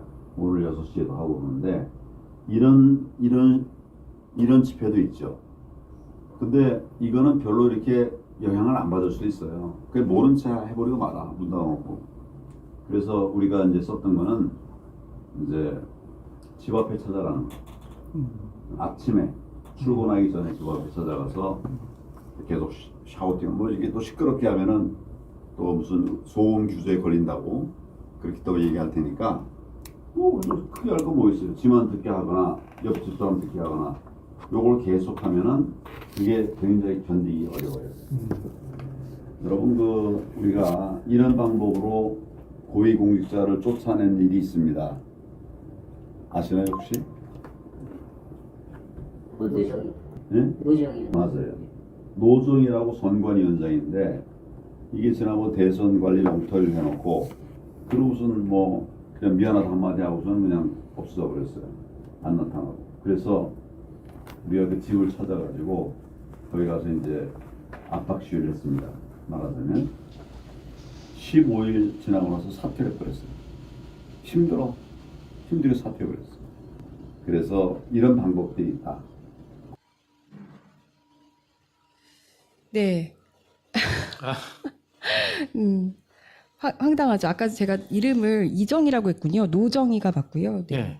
노정희 전 중앙선거관리위원장이 이 당시에 이렇게 좀 불미스러운 일로 사퇴를 했었는데 문제는 이런 것들을 다 자신들이 이제 시위를 하면서 자기들의 성과다. 그래서 이걸 다 부정선거랑 엮었던 거잖아요. 이때도. 네네. 근데 이제 이번에 또 선관위의 어떤 무능이 이런 식으로 또 참정권 침해로 드러났으니 이걸 가지고 계속 또 선동하는 데 사용을 하는 거잖아요. 그래서 제가 드리고 싶은 말씀은 아까 이주석 PD님이 되게 정리 잘 해주셨는데 일단 선관위의 이번 사태는 선관위의 안일함과 무능력함이었다. 왜냐하면 송파구 전체 용지는 4만 장이 넘게 남아 있었다는 거잖아요. 그렇죠. 네. 네. 그리고 실제로 뭔가 숭배소 조작을 할 거라면 투표를 중단시키면서 하지 않았을 거예요. 유권자들이 다 보는 앞에서 네, 투표 용지가 떨어졌다 기다려달라 이런 식으로 했겠습니까? 조작을 할 거라면? 그러니까 이게 부실 선거와 부정 선거는 다르다라는 거를 우리가 분명히 하면서 선관위의 어떤 제도적인 문제라든지 이런 것들을 바꿔 나가는 데 힘써야겠다. 네, 다시 한번 좀 강조를 해드립니다. 그래서 이런 부정선거 세력이 저는 되게 우려가 되는 게 이런 청년들을 상대로 해서 이것 봐, 우리 말이 맞았지? 이러면서 또 뭔가를 아주 교묘하게 회유하거나 교묘하게 선동하고 그럴 게 너무 자명하잖아요. 네. 예, 여기에 넘어가지 않도록 우리 아이들을 좀 잘 보호해야겠다는 생각이 이제 첫 번째로 들고요. 그리고 이 사람들의 손에 이런 것들을 이 선동질에 이런 것들을 맡겨둬서는 안 되고 우리가 조금 더 목소리를 내서 선관위의 이런 실책이라든지 이런 것들을 제대로 된 책임을 지게 해야겠다. 네, 이런 말씀 드립니다. 그래서 그 있잖아요. 노태악을 누가 임명했는지를 가지고 막 또 선동질을 하려고 하는데, 이런 것들에 제대로 넘어가지 않아야 된다. 네. 네. 선관위 이번 사태의 본질을 제대로 꿰뚫었으면 좋겠다. 아까 이주석 PD의 어떤 정의에 이어서 저도 강조해 드립니다. 부정선거가 아니라 부실선거다. 그렇죠. 네. 부실선거. 그리고 참정권 침해.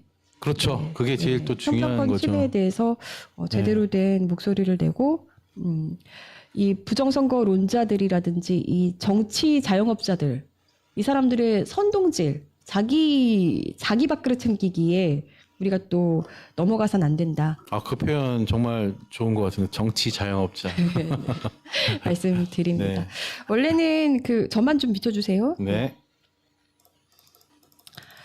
한성숙 총리랑 지금 총리 지명이 되게 얘기가 나오고 있잖아요. 그래서 네. 요거를 좀 정리를 해왔는데, 오늘 시간도 좀 길어졌고 또 대통령 기자회견 궁금해서 또 가고 싶은 분들 많으실 것 같아서 오늘은 여기서 마무리를 하려고 합니다. 오늘 마지막 곡으로는요, 아까 오세훈의 발언 잠깐 보여드렸잖아요. 또 네. 대통령 책임으로 몰고 가려는 이 네. 오세훈. 재선거는 또 하자고는 이제 안 해. 이제 안 하잖아요. 네. 네. 왜냐하면 본인이 됐으니까. 그러면서 또 네. 대통령 책임이다라면서 이렇게 또 정치적인 정쟁거리로 몰고 가면서, 이게 대통령 책임입니까? 그리고 본인도 변호사인데 법을 잘 알 거 아니에요. 네. 그렇죠. 그런 오세훈 씨를 위해서 본인은 이런 거 가지고 대통령 책임을 묻기 전에 본인이 서울시장으로 있으면서 했던 많은 실책들이 있거든요. 그거나 먼저 좀 돌아봐라. 네. 이런 의미로 마지막 곡으로 들려드립니다. 토요일에 처음 선보여드린 곡인데요. 제목은 억소리 나는 밭들어 똥. 네, 함께 들으면서 저희는 인사드리겠습니다. 내일은요, 어떤 얘기 가지고 올 거냐면, 계엄의 밤, 네. 계엄으로 인해서 윤석열이 경제적으로 그것 때문에 손실난 사람 아무도 없어요라고 했잖아요. 근데 사실 그때 북빈이 와 있었어요. 키르기스탄 대통령이 와 있었잖아요. 네. 그거를 주도했던 분들, 어떤 손해를 보셨는지, 그리고 어떤 네. 국격에 큰 피해를 입혔는지, 그 당사자분과 저희가 선거 전에 인터뷰를 했었거든요. 선거 날 했었군요. 선거날 했었죠. 예. 그 얘기를 같이 좀 들려드리려고 합니다. 네, 그럼 저희는 내일 다시 찾아뵙겠습니다. 여러분 좋은 하루 보내십시오. 안녕. 개굴개굴개굴이 너의 이름은 청개굴개굴 시민 뜻은 반대로 각 잡고 청개굴개굴 목청만 좋다 청개굴개굴 빠뜨렸동 한강 의세금 둥둥성 빠뜨렸동 한강 르네상스 빠뜨렸동 한강 르네상스 빠뜨렸동 한강 택시로 말아먹고 한강 버스 1,500원 억소리 나게 빠뜨렸동 세종대왕 위엄마저 이순신 장군 기세마저 장살에 가둔 206억짜리 돌덩어리들 전체 사업비는 500억 억소리 나는 빠뜨려총 빠뜨려똥 그 이름 감사의 정원 우린 너 땡큐 빠뜨려똥 열 맞춰선 광장 위로 꽃잎마저 무통 자세로 각 잡고 서 있네 향기 없는 총이 피네 빠뜨려똥 시민광장 네 멋대로 바꾸고 선민 혈세 네 맘대로 팍팍 써 청개굴개굴 빠뜨려총 빠뜨려똥 광장에 내려앉은 한도 용납하지 않았지 눈물 가려주던 빛바랜 청막도 소리 없이 지켜봤지 미관이 중요했던 청개굴개굴 그런데 왜 빠뜨려똥 차가운 구령 소리 생스 같은 우린 no thank you 개굴개굴개굴이 청개굴개굴 옷에 청개굴개굴 빠뜨려 개굴개굴개굴이 청개굴개굴 옷에 청개굴개굴 오색 청계